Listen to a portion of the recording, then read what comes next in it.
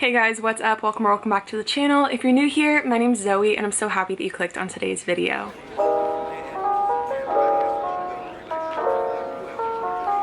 Once again, it is that time. We are here for another wrap up because we have somehow finished another month in 2023. Absolutely crazy how fast this year is flying by. I feel like I say that every single month, but it's so true. Like, we are getting down to the end of the year. We're getting down to my favorite part of the year. I'm very excited that we are slowly starting to approach fall and winter, and it's so exciting to me. But I'm here to talk about every book that I read in July. I did have a bit of a weird reading month in July. First of all, I got a new job, so I suddenly had much less time to read than I'm used to. So that's been a bit of an adjustment for me. Also, I found myself in a bit of a reading slump, I guess you could say. I think I'm still in it now, although it does seem to be getting a little bit better.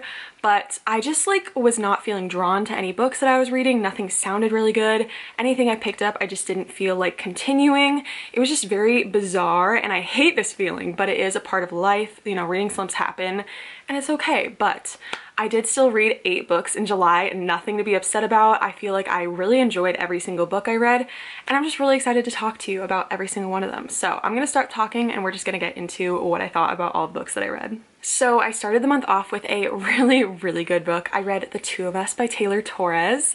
I had been hearing so many good things about this book. People had been telling me that I needed to read it and that I would really love it, and I'm so happy that I listened to these people's advice because I absolutely adored this book. It was all of my favorite tropes. It was, you know, set in the summer, at a lake. It was childhood friends to lovers, second chance romance. It was giving Love in Other Words and Every Summer After, which are 2 of my favorite books. So I absolutely ate this book up. It was so good, but it wasn't just like those other 2 books because it had some twists in it that I did not see coming.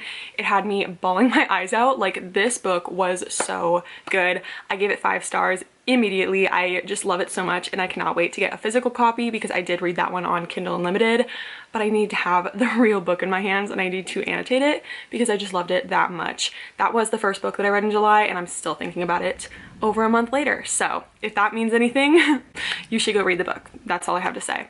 And then I went into the portion of the month where I did my 24-hour reading challenge. I posted a video about it a few weeks ago. It was very hard, but it was also so much fun. And during that time, I got 4 books read. So the first one that I read was The True Love Experiment by Christina Lauren.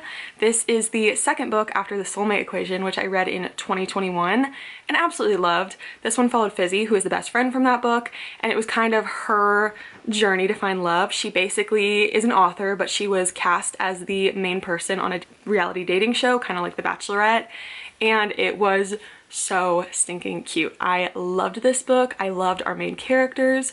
The romance was adorable, and the end made me a little bit weepy. It was just so much fun to read. I absolutely loved this one.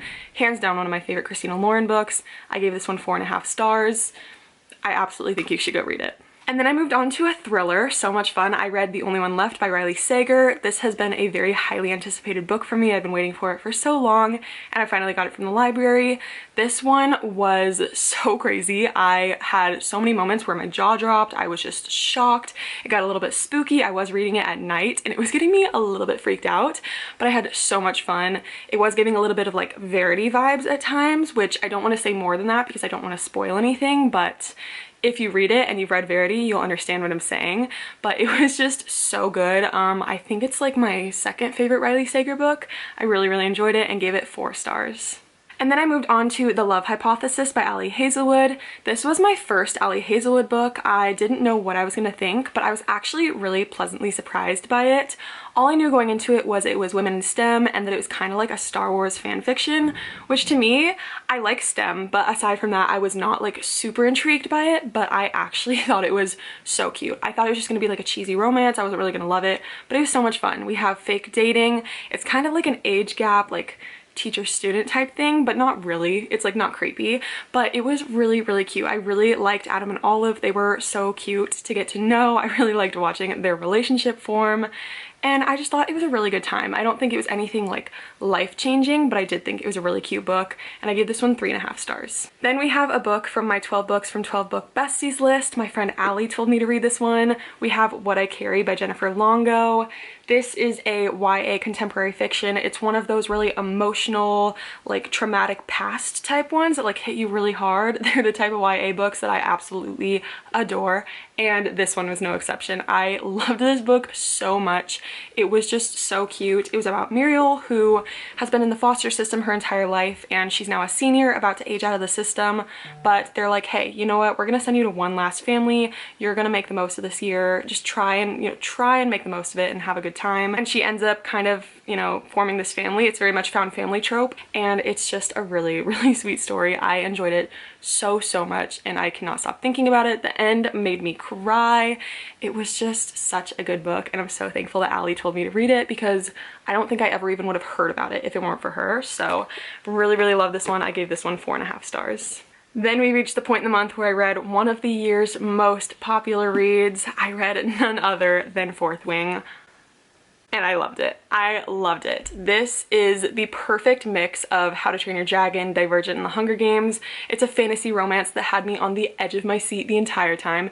It was such a fun read. This was where my reading slump sort of started, not because of this book, just because I was in a reading slump, because I became really busy, but I still absolutely loved this book. It was so much fun. I really liked the romance. I thought it was really cute. The action in this book was insane, and all the dragons were so cute. I definitely think the dragons were my favorite part of this entire book. They were just so much fun to follow and hear all their thoughts. This book was just so good. I cried. If you know, you know. The end just hit me really hard. The last page, absolute jaw dropper. Like, so insane. Did not see it coming at all, and I instantly went and pre-ordered the next one. This one was just so good. I understand the hype completely. I gave it 4.5 stars, and if you haven't read it, I highly recommend it, because it's definitely popular for a reason. And then I read a new book on Kindle Unlimited. It's a debut author. I read Safe Harbor by Kay Cinco. I randomly found this author on Instagram and thought that her book looked super cute, so I decided to give it a try, and I loved it so much. It was so cute. It's like the perfect YA summer read. It's a romance. It's set at an ice cream shop in this little town on the coast. It's just all the best summer vibes that you would look for in a book, with the cutest YA romance. I just had the best time reading it. It made me wish that I lived in like a coastal town during the summer. Like, it was just such a good time. All the vibes were there, and I think this author did an amazing job for her debut book. I cannot wait for the next one, because it is going to be a series, and I just think everybody should go check this one out, because it's not very popular. Not many people have read it, but it's definitely worth the read, because it's just so much fun, especially if you're a fan of YA. I gave this one 5 stars, and I hope you'll give it a chance too, because it was so cute. And last but not least, I read another book that my friend Allie recommended. I guess this was just the month of Allie's recommendations, but I read The Song of Achilles. This has been on my bookshelf for years, like far too long, and I decided to read it, and I'm still recovering. Okay, I'm still not okay. It was absolutely incredible. Like, it was such a beautiful story. I love Greek mythology, but I don't know much about it, so I'm always trying to read more books with it to learn more about it. This one ripped me to shreds, put me back together. It was just such a great story. The end was so beautiful. I loved this book so much. It's definitely a new favorite for me, and I can understand why it's so popular again. I do struggle sometimes reading those super hyped up books, because I'm always worried that they won't live up to the hype, or it will be so overhyped in my head that I won't be able to enjoy it.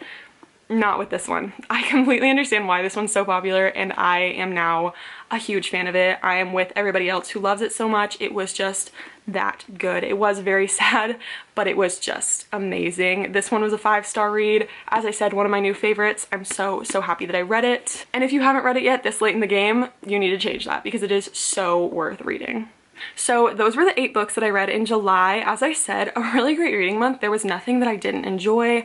Everything was just really good, despite the hard month that I had with reading, and I'm so happy about it, because there's nothing worse than being in a reading slump and reading books that you don't enjoy. So I'm glad that I was at least reading really good books. But if you've read any of those and any of them are your favorites, I would love to talk about them because I'm always trying to talk to people about books that I loved, and I cannot wait to see what I read in August. See, hopefully that I get out of my reading slump and read some more great ones. So if you enjoyed this video, feel free to like, comment, and subscribe. That helps me so much. And if you want to be friends, all of my socials will be linked down below as always. And yeah, that was the video. Thank you guys so much for watching, and I'll see you in the next one.